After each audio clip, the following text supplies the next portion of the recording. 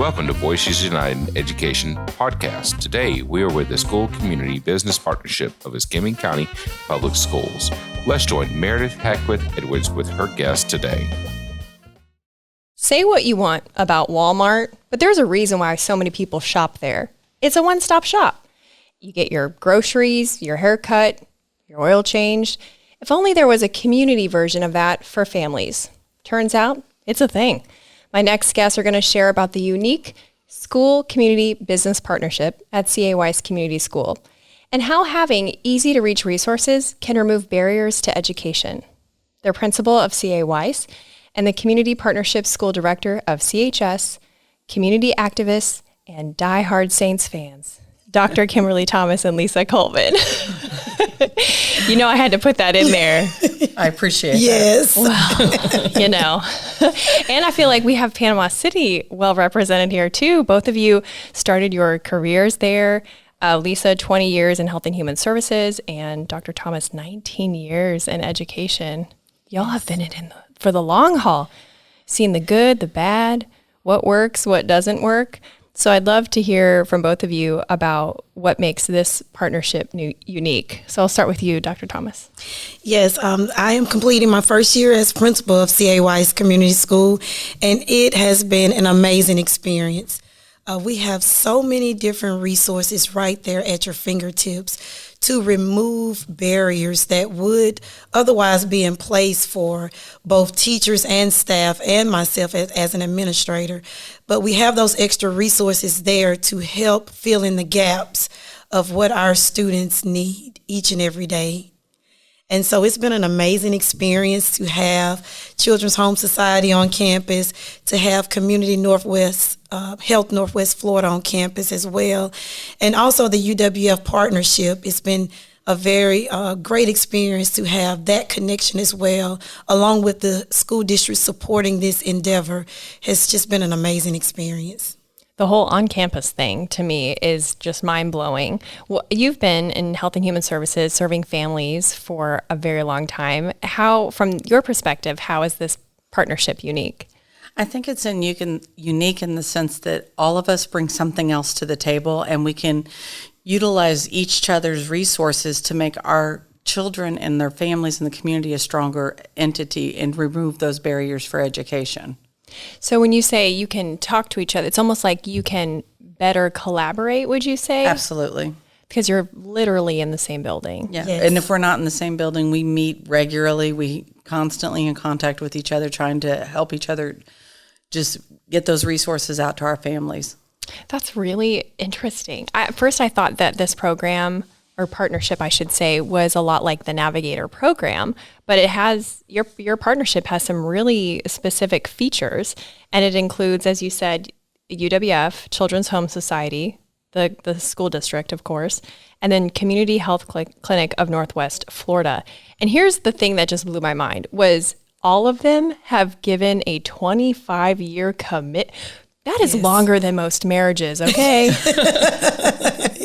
Why 25 years? Why is that a thing? Well, it's a huge thing because to be able to build trust in a community, you have to be able to be there. And they have a lot of people that come in for a short time and then they're gone again.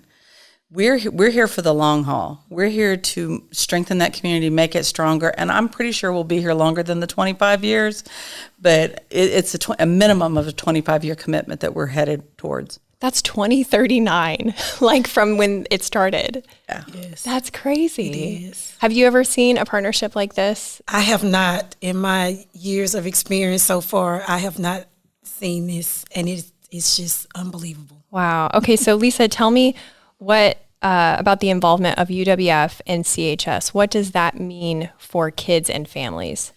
What it does is we can utilize their resources to be able to strengthen our kids, as far as like we have student teachers from UWF that come in and help with tutoring and reading for our after-school program. University students who are in the process of becoming teachers come in, and it benefits both because they get that hands-on experience and our kids get that extra one-on-one attention.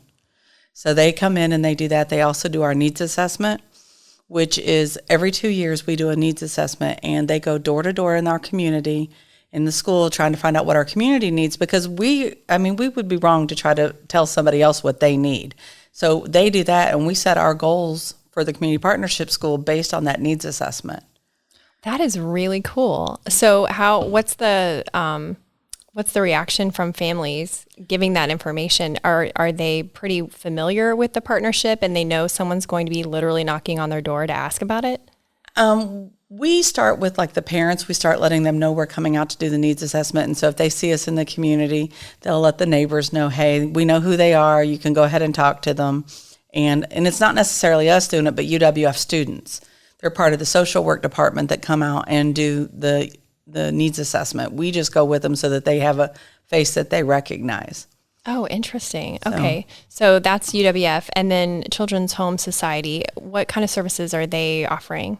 Well, inside the school, we offer behavioral and mental health, but we also, because CHS is such a large company and we offer so many other services, we have that connect to like, I'm losing my train of thought, but we have all these other services that CHS offers, like outreach and different things like that, and the Navigator program that we can connect families to, because the Navigator program is just one arm of all of what CHS offers there. We're more of the like the conveyor of all the services. We just kind of help connect everybody to them. And the hub form. We have a hub form. So if a teacher recognizes that a student needs something, or somebody in the front office, or whoever, we can fill out they have an online hub form they can fill out, or they have a paper one that they fill out, and it gets sent to us, and then we reach out and track that and track to see what the family needs, from food to clothing. We have a small food pantry. We have clothing pantry. We have housing resources that we can connect families to.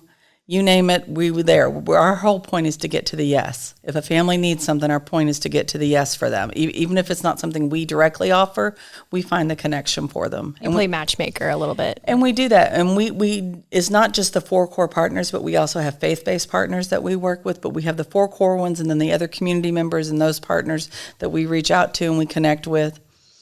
And we make it work so that we can build up what our families need. So with the online form, you're getting immediate feedback from the people that are face-to-face with the students. Mm-hmm. And so there's because in a lot of services and definitely in any government entity, there's a lot of delay, right? And so it's like too little, too late kind of thing, or there's a wait list. This sounds like there's an immediate... There is. Mm-hmm.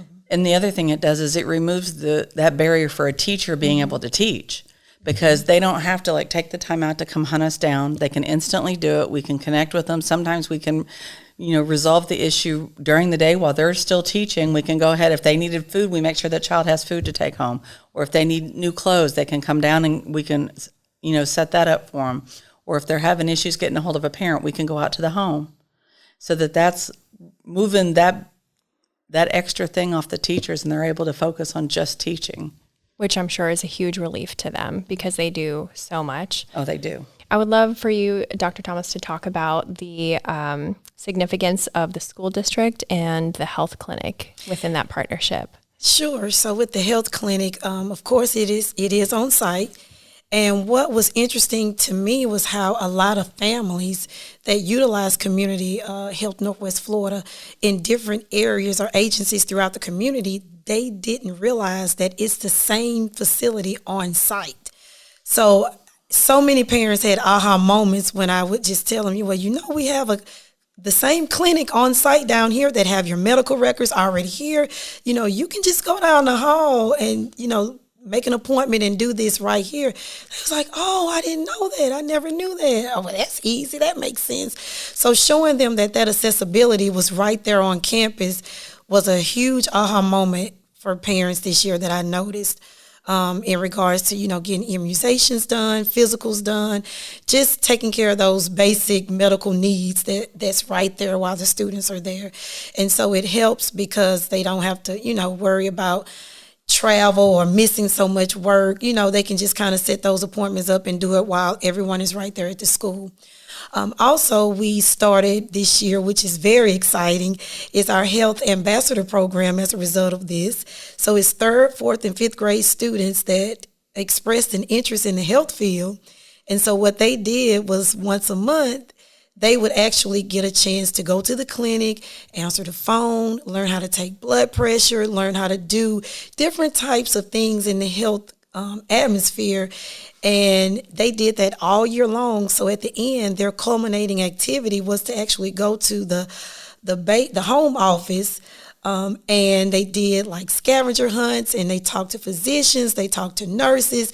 They spent the day at the corporate facility and just experienced the whole medical thing, and they just showed them different areas in the health field besides just, being a nurse, being a doctor. They just kind of learned different aspects of that profession. And so as a result, we have students now that's saying, oh, I want to pursue this career. I'm thinking about this now, which we have it right on campus. And it's just amazing that they were able to experience that. And we're hoping to build on that next year and just to continue to build on it. It's so funny, so an interesting story. One of the students, I think it was a fourth or a fifth grader, said, we have some students we would like to recommend for the program for next year. So they're nominating each other? Oh my gosh. And it taught so many different leadership skills. And that's what we want to do. We want to build future leaders in the community and to show students that they are leaders and that there are other avenues. And here are ways to show your leadership skills. That is, first of all, I want a fourth grader to take my blood pressure at my next doctor's appointment. Because they did at one of our... You can come to our STEM night. Yeah, at our STEM night, one of the stations were the health ambassadors. They were taking blood pressures. They were... what they were doing. Weight. I avoided that one. Yeah. So they were involved and engaged in that night. That was one of the stations for our STEM night. So it's always a plus and a win when you can get your students involved and engaged in that way. It just and the parents opens, that show up. Yeah. We have so much more community engagement. Really? With yes. When they see their students are there doing stuff like that, the parents show up more. And so we're really trying to increase community engagement, not just through that, but through our our lead ambassador program. And then we're going to have a exquisite ambassador program for after school next year for the girls. Wow. So why do you think that increases parent involvement? I think that when their kid has a project or something they're working on, the parents will show up to see that. And just like when we had fifth grade graduation, or not graduation, but fifth ceremony, the parents show up for that. So our step team from after school performed, our drumline performed. Oh my gosh, there's a step team. That's so cool. I'll send you the video. It's amazing. I love a step team. Yeah, okay, send me that. So yeah, and the same step team's going tomorrow night to Dancing with the Stars. Yeah, at the Sanger Theater. Yeah, that's gonna be nice. And they've been offered the opportunity to maybe next year to be a part of the act and to do a performance next year. Wow. Okay, this is really blowing my mind. So what I'm hearing you say is the kids' basic needs are met, which is no surprise to anyone learning about a program, partnership, or service in the community, right? Because usually that's where it starts when you think about Maslow's hierarchy of needs, right? That's like health and human service day one in college. That's right. Is those safety, security, foods. But what we don't always get to hear about is what y'all are talking about, the next level, children thinking about their future, imagining themselves in a different place than maybe their parents were. And then from what you're describing is the parents are also able to imagine their children in that way because they're showing up. Not only that, we have adult education programs too that are connected for our families and our community members. So they can come do the GED program, financial literacy, and different things through other partners that we have, like with Penn Air. They come out and do our financial literacy to help them, teach them about credit and what it means and how if you have bad credit, how to restore their credit. I mean, we had so many families that were very interested and engaged in that. And I mean, it was a great turnout. Wow. Okay, so this program has been going on since the 2014-2015 school year. How are you measuring outcomes? What's the success tracking? One of the largest successes I think we've had a 90% decrease in behavioral referrals. 90%? 90? Yes, since the 2015 inception.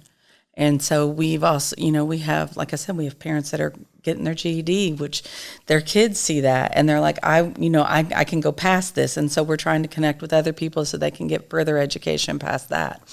We've had that success. We've had, families, I didn't even bring all the statistics, but we have families that aren't hungry anymore. They have a safe place to come play because we have the park outside that's open to the public after school and on the weekends. We have... I know the utilization of the clinic on site, it has a high rate of... So much so that they're able to provide Weis eyes for us, which was where all of our kids get an eye exam. And if they need glasses, they provide those too at no cost. It's Weis eyes. It's so amazing. The utilization of the clinic has gone up so much, and they're doing such an amazing job down there that it's been able to financially fund our eyes and our dental. Right. But I do want to also highlight a great point in that, we're talking about all of the things that students are gaining from this. But another thing that we're teaching the students too is about giving back and doing community service work and really instilling in them that, it's something about giving back to your community. So they do community service activities to show them the importance of giving back to the community. So they will go around the school picking up trash. I mean, these are things that they kind of came up with on their own. Really? What are some things that you can do to give back to a community that have given so much to you? And so that's a very important life lesson that we're trying to teach students. Yeah, our STEP team went and read to our kindergartners and pre-K. And that was their idea? That was their idea. Oh my gosh. They wanted cookies and milk with myself and Dr. Thomas. So instead of that, we provided the dinner that we went to with them. So it was really cool to just to be able to, they were teaching them to be able to advocate for themselves, which is huge. I mean, I at that age could not advocate for myself like these kids have learned to do. So I think it's a huge thing for them. Wow, that is so incredible. This really paints a really exciting picture of what could be in 10 years, right? Like, who are these kids going to be in our community in 10 years? How are they going to come together to help future families, future neighborhoods in 10 years? Well, it's funny that you say that because we have fifth graders that have asked to come back and volunteer. Yes. We've asked them. We've had a couple of them stay connected with our school. We've had a couple come back this summer and volunteer and help us out. They did volunteer hours with us. This partnership seems like it's really making a very fast impact on the community near the school. Is there any possibility another school in our district would also have this kind of partnership in the future? I think that's the hope. Yes. Okay, so y'all are like the experiment? Well, we are actually there are 29 community partnership schools across the state of Florida. Okay. We were the first elementary school because we believed in starting where we thought we could do the most impact, which was at the elementary level and going forward. And we were the first to be first elementary school to be accredited and affirmed through UCF. Not that I'm bragging, but with that, we've taken that and we understand the burden and the blessing that is that we have to continue to grow it. We have to continue to improve on everything that we do, because I'm not going to say every step of the way was easy for my predecessors. It was a struggle getting to figuring out what we did wrong, what we did right, and I think we've got the right people in place right now. We're doing a really good job at just making sure that it's about the community and our kids and just keeping that focus. So exciting. Well, as we wrap up, I would love to hear from each of you on what you want people to know about Escambia County Public Schools. What we really want the public to know is that our school district is a united school district, and we believe in all students and making sure that all students have equal access and have the opportunity to learn and to grow. And the whole goal is to graduate these students with tools and resources to prepare them for a global world, global society, and make sure that they're equipped with what they need to be functional and productive citizens. I love that. I think for me, it's just making sure that we understand it's not just in school. Escambia County understands that. It's not only in school, but it's in school and beyond. Kind of like she was saying, for that global picture, for us to be able to continue to grow them so they can go out and grow others. And that's the only way we're going to strengthen that way. Well, the future seems pretty bright. Thank you, ladies, for being here. Thank you.